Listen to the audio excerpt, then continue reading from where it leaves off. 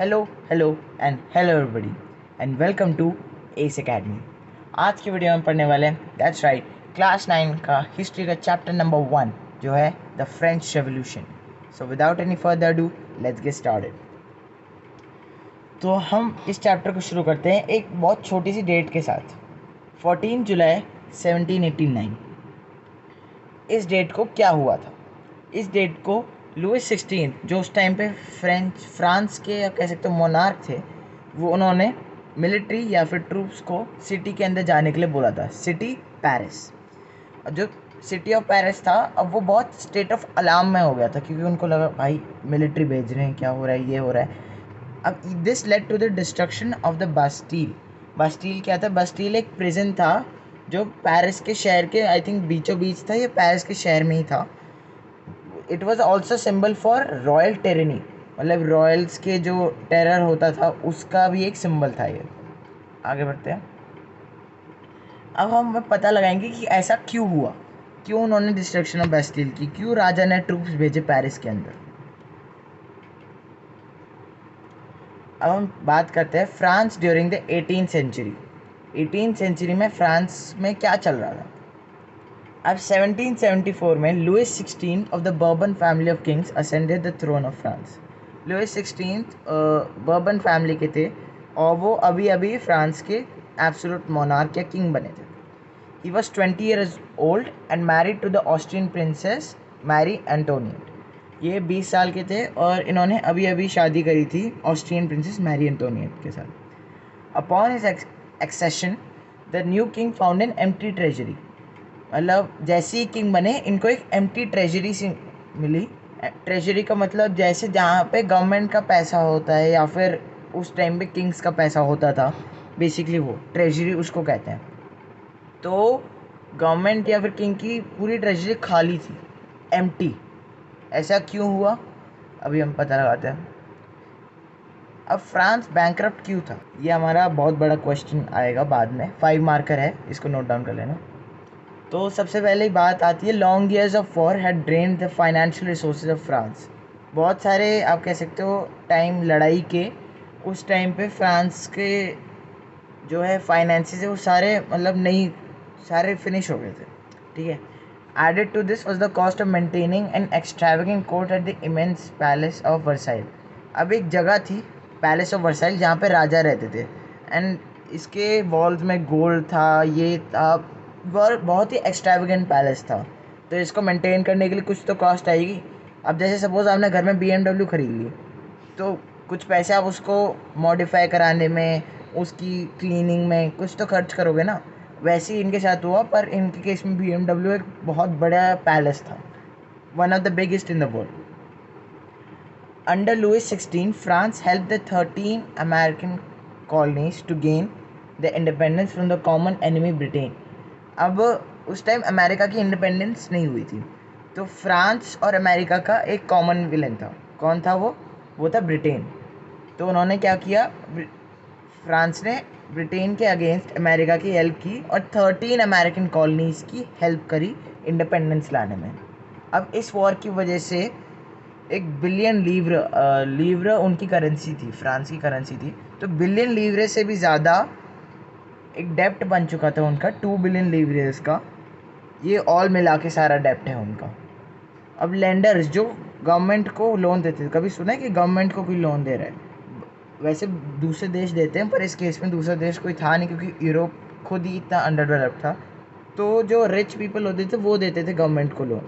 अब जो गवर्नमेंट को लोन दे रहे हैं वो भी 10% इंटरेस्ट चार्ज करने लग गए।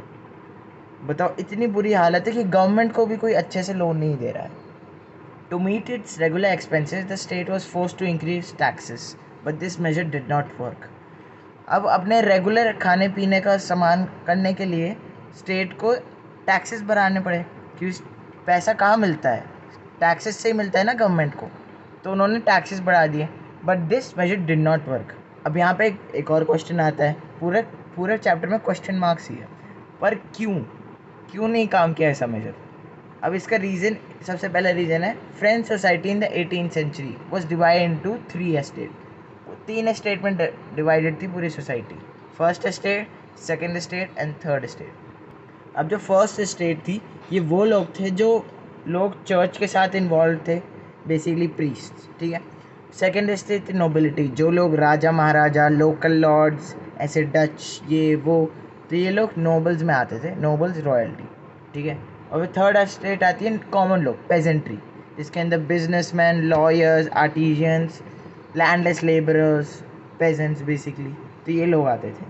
अब जो फर्स्ट और सेकंड स्टेट थी, ये लोग ना टैक्सेस कलेक्ट करते थे, ये दोनों करते थे टैक्सेस कलेक्ट, क्योंकि राजा भी टैक्सेस कलेक्ट कर रहा है और चर्च भी टैक्सेस कलेक्ट करता था अपेरेंटली।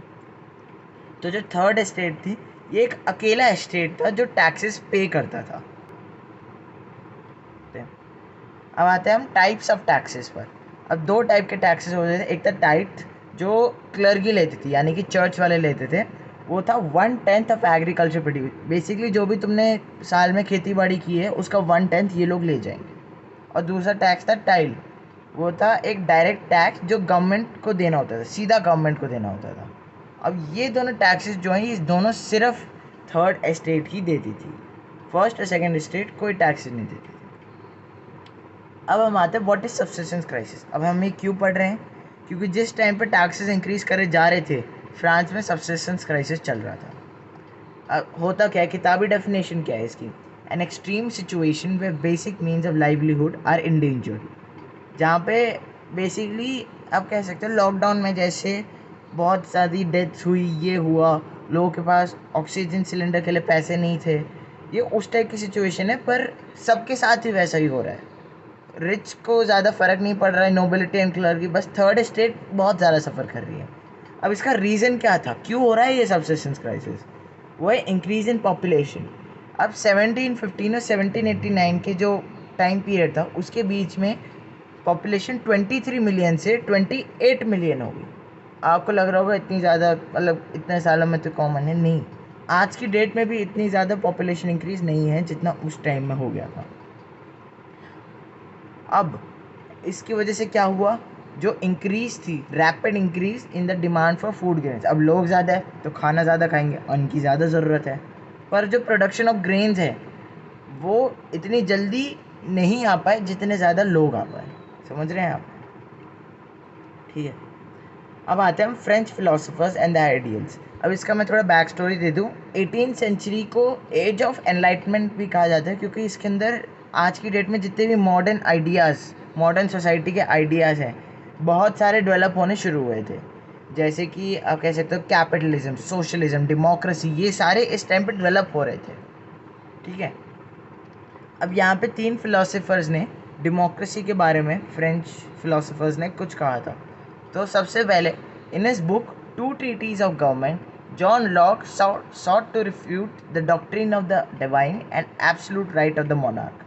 अब इसके अंदर क्या था, एक आदमी था जॉन लॉक, जो एक वो था, फिलोसोफर था, और उसने अपनी बुक में बोला था कि जो एब्सोल्यूट राइट ऑफ मोनार्क होता है, अब उस टाइम मोनार्क पता है क्या क्लेम करते थे, वो क्लेम करते थे कि जो गॉड है उन्होंने उनको राइट दिया है उस कंट्री या उस प्लेस के ऊपर रूल करने के लिए, उसे बोलते थे एब्सोल्यूट या divine right of the monarch. तो ये इसने कहा कि ऐसा कुछ नहीं होता, बेसिकली जॉन लॉक ने कहा कि नहीं, दिस इज़ नॉट ट्रू, ये they are just making it up, this sought to refute, ठीक है। नेक्स्ट आता है Jean Jacques Rousseau carried the idea forward, proposing a form of government based on a social contract between people and their representatives। अब आज के date में आपने देखा होगा, जब भी इलेक्शंस होते हैं आपके एरिया में, जितने भी वो गड्ढे होते हैं ना रोड में, वो सारे भरने शुरू हो जाते हैं अपने आप ही, पता नहीं रोडें बननी शुरू हो जाती हैं, आपके एरिया में डेवलपमेंट होनी शुरू हो जाती है। बेसिकली आपको जितने भी रिप्रेजेंटेटिव्स हैं उधर के, वो क्या कहना चाह रहे हैं, हमें वोट दो और हम ये करेंगे, कहते हैं ना, मतलब एग्जाम्पल दे रहा हूँ, यहाँ पे वेरिएबल हैं बहुत सारे, आप कुछ भी डाल सकते हो, जैसे तुम हमें वोट दो, हम ये रोड ठीक करवा देंगे, हम ये पार्क बेटर करवा देंगे, उस टाइप का। तो इसने वही बताया था कि एक सोशल कॉन्ट्रैक्ट होना चाहिए पीपल एंड द रिप्रेजेंटेटिव्स के बीच में, और उस टाइम में तो होता नहीं था। क्या उस टाइम पे अपने राजा को सिलेक्ट करते थे वो? नहीं, राजा बस था वहाँ पे उनको रूल करने के लिए, वो नहीं सिलेक्ट करते थे कि कौन उनका ruler. Next is in the book the Spirit of the loss, Montesquieu proposed a division of power within the government between the legislative, the executive and the judiciary। अब आपने जैसे पिछली ग्रेड में पढ़ा होगा या उससे भी पिछली ग्रेड में पढ़ा होगा गवर्नमेंट के बहुत सारे, डेमोक्रेसी के इनफैक्ट बहुत सारे फंक्शंस होते हैं। एक होता है सेपरेशन ऑफ पावर्स, उसके अंदर लेजिस्लेटिव अलग होता है, एग्जीक्यूटिव अलग होता है, जुडिशरी अलग होता है।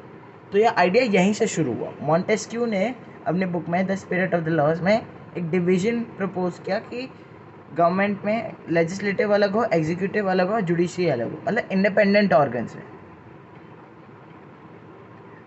अब आते हैं हम आउटब्रेक ऑफ द रेवोल्यूशन। अब कहाँ से शुरू हुआ outbreak?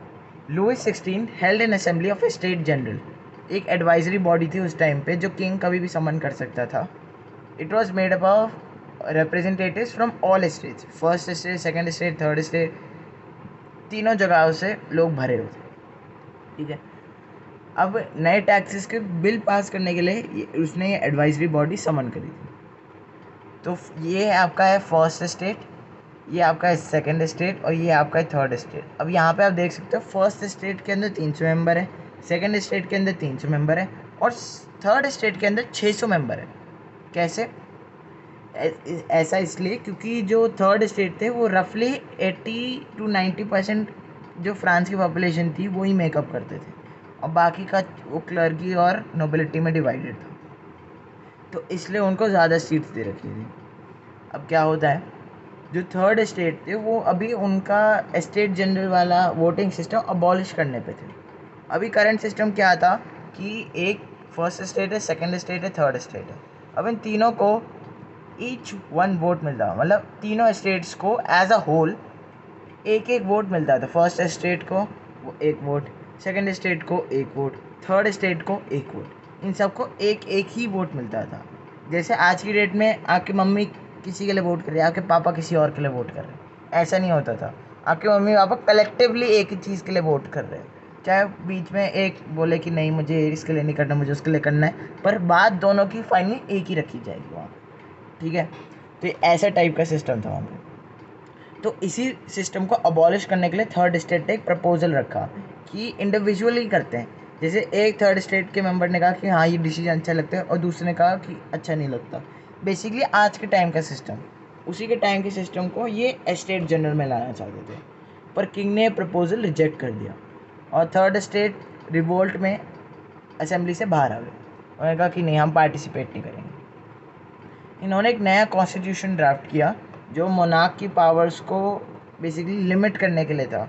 Constitutional monarchy kind of thing, जैसे आज की डेट में यूके में है, राइट, यूनाइटेड किंगडम में है, जैसे वहाँ पे अभी किंग है एंड पर वहाँ पे गवर्नमेंट भी है, डेमोक्रेसी है, दैट काइंड ऑफ थिंग। ठीक है, तो ये ड्राफ्ट किसने किया था? मिराबाउ एंड अबे सेइज। अब इंटरेस्टिंगली ये दोनों लोग थर्ड स्टेट से नहीं थे।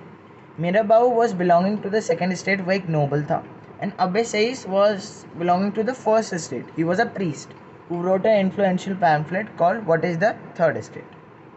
ठीक है, thus this led to the formation of the National Assembly. अब ये लोग जो इकट्ठा हुए थे थर्ड स्टेट के मेंबर्स, इन्होंने एक असेंबली बनाई। अब जून 20 1789 में the tennis court oath was taken. ये लोग, इनको एक टेनिस कोर्ट मिला खाली और वहाँ पे इन्होंने एक ओथ ली, टेनिस कोर्ट ओथ। उधर जो नेशनल असेंबली के मेंबर्स थे उस टाइम के, उन्होंने एक ओथ ली कि हम मिलना बंद नहीं करेंगे जब तक एक कॉन्स्टिट्यूशन एस्टैब्लिश नहीं हो जाता फ्रांस में, जब तक मतलब ख़त्म नहीं हो जाता कॉन्स्टिट्यूशन का प्रोसेस। अब यहाँ पे एक चीज़ आई, द ग्रेट फियर। अब जब तक वो कॉन्स्टिट्यूशन ड्राफ्ट कर रहे थे, जो पूरा फ्रांस है वो मतलब ऐसे बिखर गया एक तरीके से, आप कह सकते हो टर्मोइल में हो गया पूरा। ठीक है, तो अब एक बहुत सेवेयर विंटर हुई, सेवेयर विंटर कह सकते हो, हार्श विंटर हुई, जिसका मतलब इतनी अच्छी प्रोडक्शन ऑफ ग्रेन्स नहीं हुई। जो ब्रेड का प्राइस था वो बहुत ऊपर तक चला गया, मतलब वेरी हाई चला गया। ठीक है, और often bakers exploited the situation and hoarded supplies. Bakers क्या करने लगे, उसका प्राइस और हाई मार्कअप करने लगे ऑफ कोर्स, और खुद बना के ब्रेड अपने पास ही रख लेते, बेचते ही नहीं थे। On 14 July the agitated crowd stormed and destroyed the Bastille. याद है, हमने फर्स्ट स्लाइड में देखा था जैसे 14 जुलाई को क्यों डिस्ट्रॉय हुआ था, इस रीज़न से हुआ था।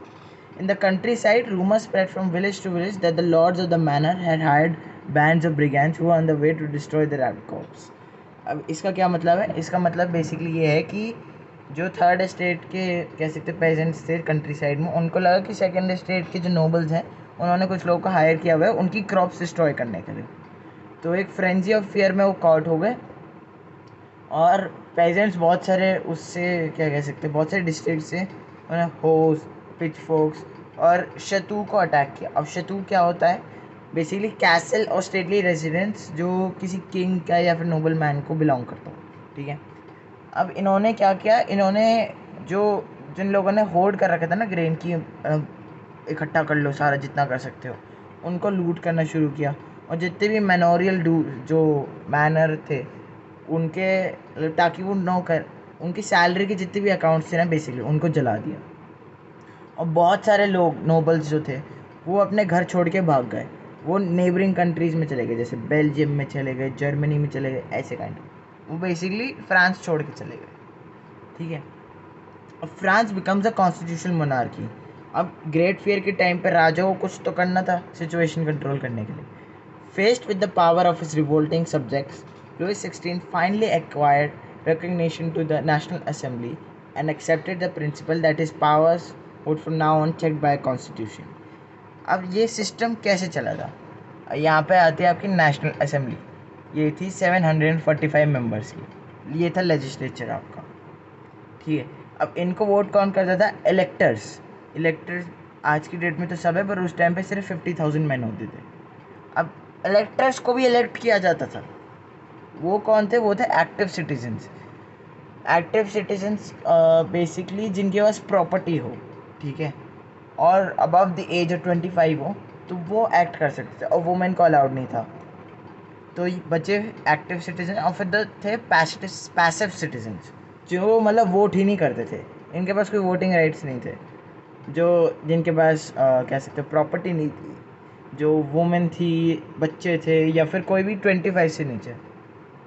अब एक्टिव सिटीजन जज को भी वोट करते थे जुडिशरी के अंदर, ये ठीक है, ये जज को भी वोट करते थे।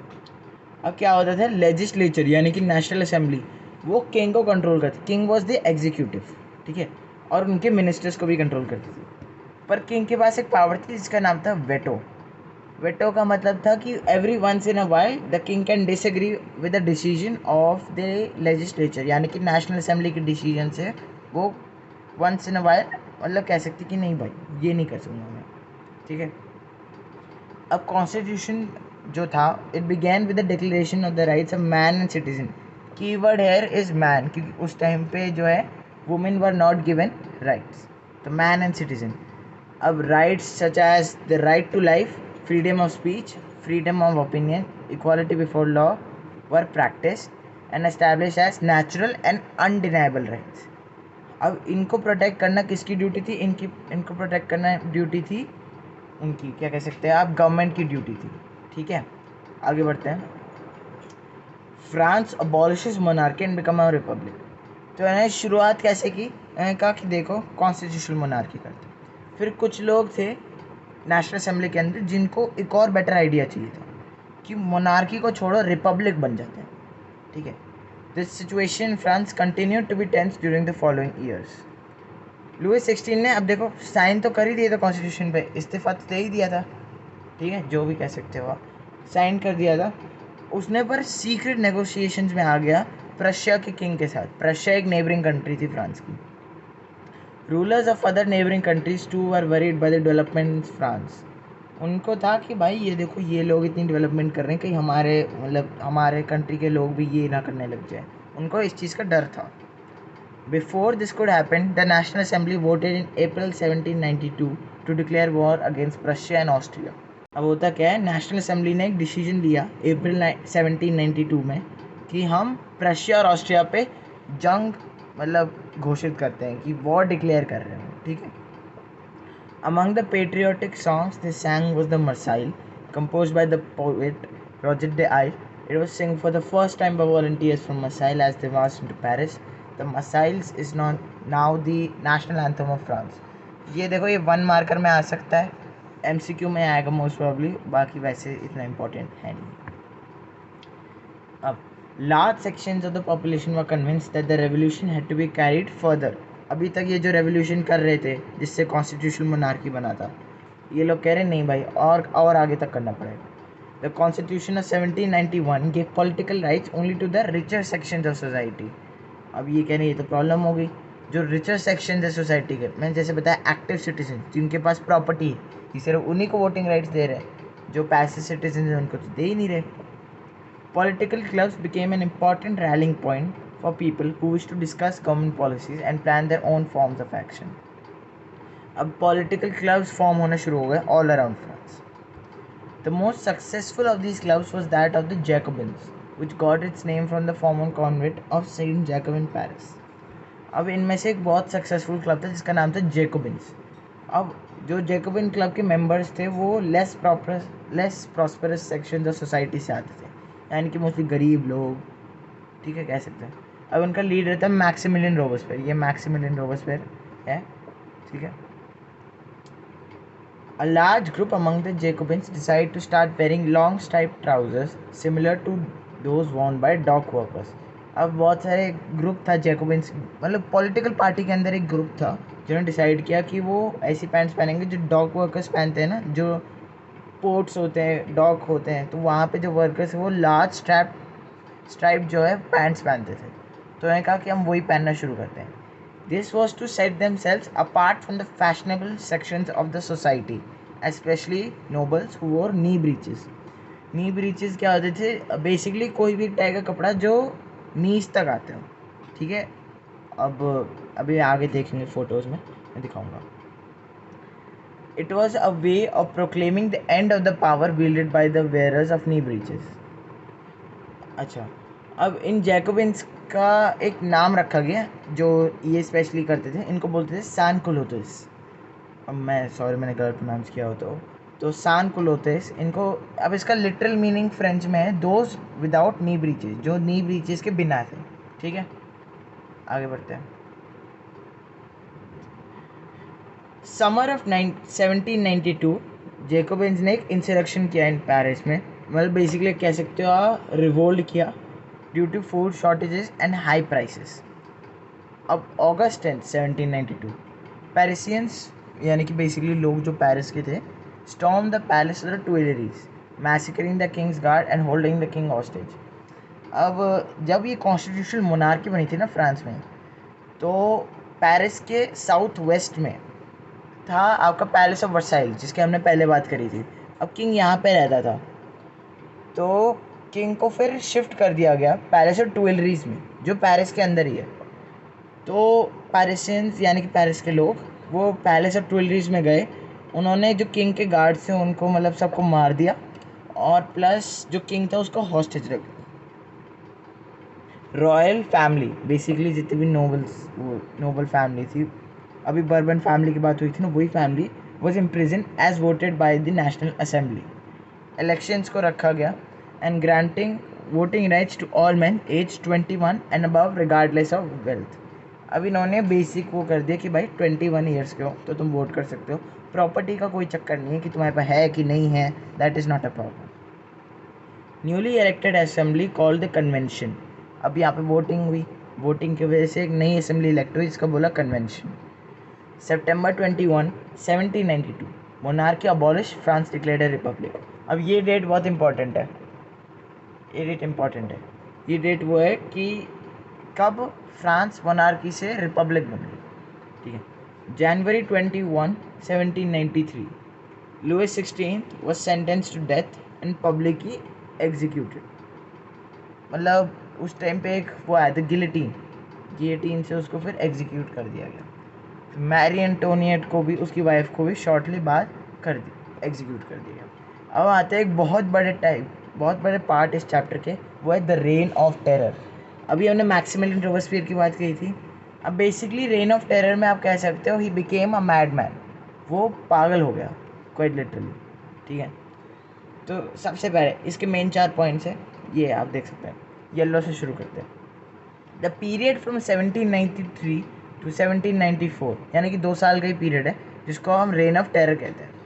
Robespierre followed policy of severe control and punishment, मतलब इन्होंने बहुत कंट्रोल करने की, क्योंकि बेसिकली डिक्टेटरशिप टाइप की होती है ना, this was you can say a mini dictatorship. all those whom he saw as being enemies of the republic, ex-nobles and clergy, members of other political parties, even members of his own party who did not agree with his methods, were arrested, imprisoned and then tried by a revolutionary tribunal. Basically जो enemies थे revolution के, जैसे आप कह सकते हो ex clergy, ex nobles, members of other political parties, अपनी political parties के मेंबर जो उससे उसके आइडियाज़ पे अग्री नहीं करते थे, so they were all imprison and then tried by revolutionary tribunal, basically court में. ठीक है. If the court found them guilty they were guillotined. अब गियोटिन कर दिया जाता था, तो इसकी वजह से बहुत बड़ा मैसेकर हुआ था उस टाइम पे. The guillotine is a device consisting of two poles and a blade with which a person is beheaded. It was named after Dr. Guillotine who invented it. अब डॉक्टर गिलोटिन ने इसको invent किया था, तो उनके बाद ही इस इंस्ट्रूमेंट का नाम रखा गया. Robespierre's government issued laws placing a maximum ceilings on wages and prices. Meat and bread were rationed. Peasants were forced to transport their grain to the cities and sell it at the fixed prices by the government. The use of more expensive white flour was forbidden. All citizens were required to eat the pan de glace, equality bread, a loaf made of whole wheat. ठीक है, आगे. Equality was also sought to be practiced through forms of speech and address. Instead of the traditional monsieur and madame, all French men and women were henceforth citoyen and citoyenne.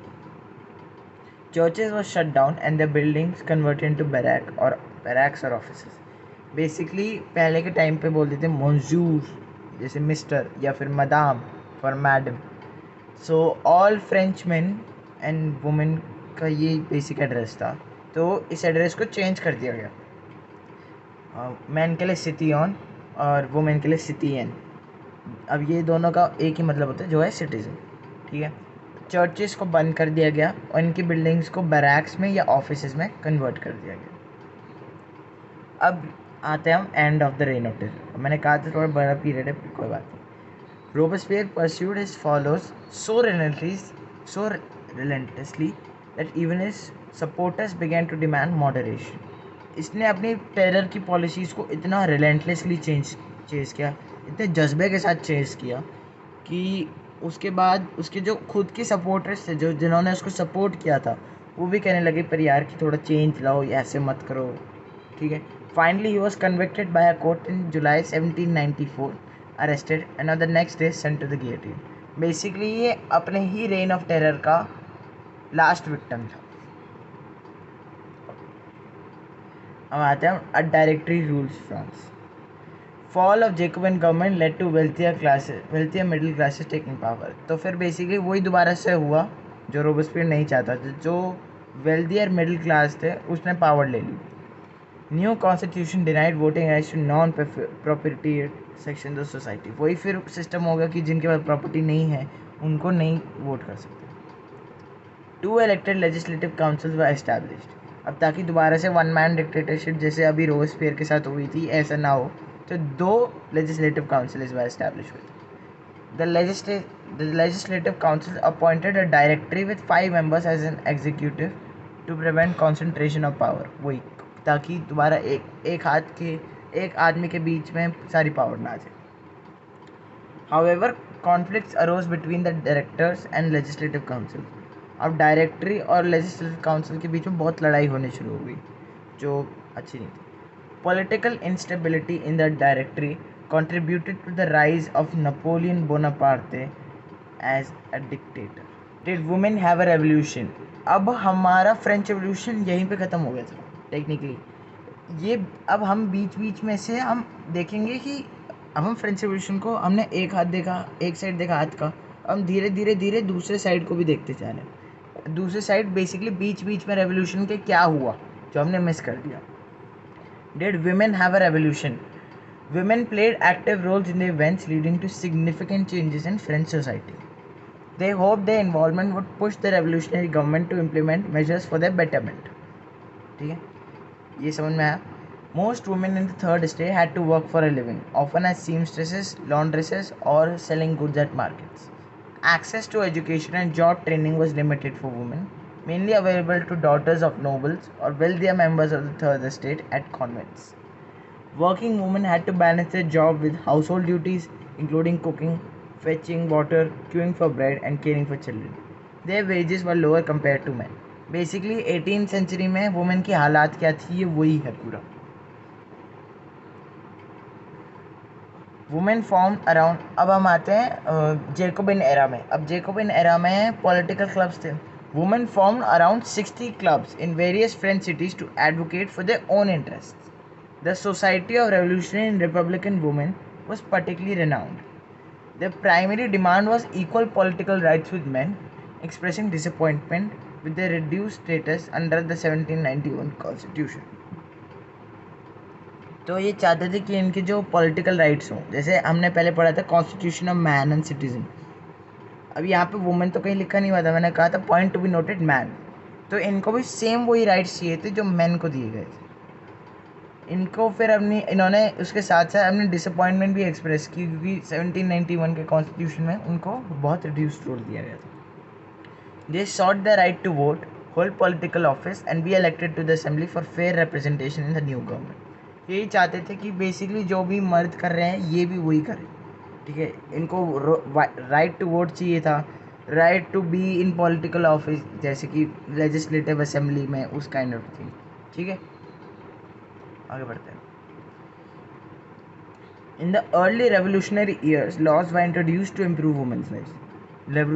Revolution के starting years में बहुत सारी, कह सकते हो आप, changes आए थे वुमेन की लाइफ में for the better. Compulsory schooling for girls was established along with state schools. Compulsory कर दी थी गर्ल की education. Women gain the right to refuse forced marriages and marriages became civilly registered contracts. अब यहाँ पे जैसे आज की डेट में कोर्ट मैरिजेस एक चीज़ होती है, तो उस टाइम में ये एक नई चीज़ आई थी कि आप सिविली रजिस्टर्ड कॉन्ट्रैक्ट होता है तभी मैरिज हो. ठीक है. Legalisation of divorce accessible to both women and man was implemented. अब यहाँ से डिवोर्स का कॉन्सेप्ट आता है, क्योंकि अभी तक according to the church divorce illegal था. तो ये एक बहुत बड़ा स्टेप था. Women were granted the opportunity to pursue jobs, arts and small businesses. अब यहाँ पे एंटरप्रेन्योरशिप अलाउड हुई वुमेन को. मतलब बेसिकली ट्रेड के, आप कह सकते हो ट्रेड के बिजनेस में अलाउड हुआ कि हाँ वुमेन भी आ सकती है. Despite initial progress, women continued to struggle for equal political rights. During the Reign of Terror, women's clubs were closed and the political activities were banned. Many prominent women were arrested and some executed. The fight for women's voting rights and equal wages persisted for around 2 centuries globally. इसको एक और चीज़ बोलते हैं voting rights की, जो specifically women's के voting rights की जो मूवमेंट होती है उसको हम सफरेज मूवमेंट भी कहते हैं. वही हुई लेट 19 और अर्ली 20th सेंचुरी में बहुत पॉपुलर थी हर कंट्री में. French women's political activities during the revolution served as an inspiration. Women in France finally gain the vote right to vote in 1946. ये बहुत इंपॉर्टेंट है. अब यहाँ पे एक छोटा सा नोट भी है, इस पर देख लेते हैं.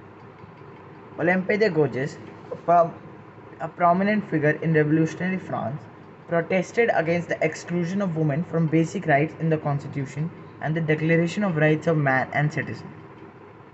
In 1791, she wrote a declaration of the rights of women and citizen, urging the National Assembly and the Queen to take action on it. She criticized the Jacobin government for closing women's club in 1793, resulting in a trial and execution by the National Convention. आगे बढ़ते हैं. Abolition of slavery. अब slavery उस time पे बहुत बड़ा factor होती थी. अब देखते हैं. The Jacobin regime of abolish slavery in French colonies, vital for supplying commodities like tobacco, indigo, sugar and coffee. तो जेकोबिन रिजीम ने फ्रेंच कॉलोनीज़ के अंदर स्लेवरी को अबॉलिश कर दिया था. अब एक ट्रायंगुलर स्लेव ट्रेड चलता था यूरोप, अफ्रीका और अमेरिका के बीच में, जिससे जितनी भी प्लांटेशंस होती थी जो स्लेव्स कॉलोनीज़ में, वहाँ पे लेबर शॉर्टेजेस फिल होती थी. ठीक है. दो स्लेवरी को बहुत कम लोग अपोज करते थे. यूरोपियन मार्केट्स और जो एनरिच सिटीज़ होते थे बोर्दो और नांतेस की तरह, यहाँ पे बहुत ज़्यादा स्लेव ट्रेड होता था. अब 1794 में the convention finally freed all slaves in French territories, but Napoleon reinstated slavery in 1804. Finally, in 1848, slavery was permanently banned and abolished in the French colonies. आते हैं कंक्लूजन पे, इस पूरे चैप्टर के फाइनल पे. Napoleon crowned himself Emperor of France in 1804, aiming to conquer neighboring countries and establishing kingdom for his family. He introduced modernizing law like protecting private property and a uniform system of weights and measures. Initially seen as a liberator, his armies later became seen as invaders. Defeated at Waterloo in 1815, Napoleon's ideas of liberty and modern laws left a lasting impact on Europe. The French Revolution's legacy spread ideas of liberty and democratic rights across the continent, leading to the abolition of feudal systems. Colonized people like Tipu Sultan and Ram Mohan Roy incorporated these ideas into their movements for sovereign nation states. So guys, this was the French Revolution, full chapter, one shot. Thank you so much for watching, and I'll see you guys next time. By the way, इस chapter के जितने भी notes हैं वो सारे अभी description के अंदर अवेलेबल है, so check them out right now. Peace out.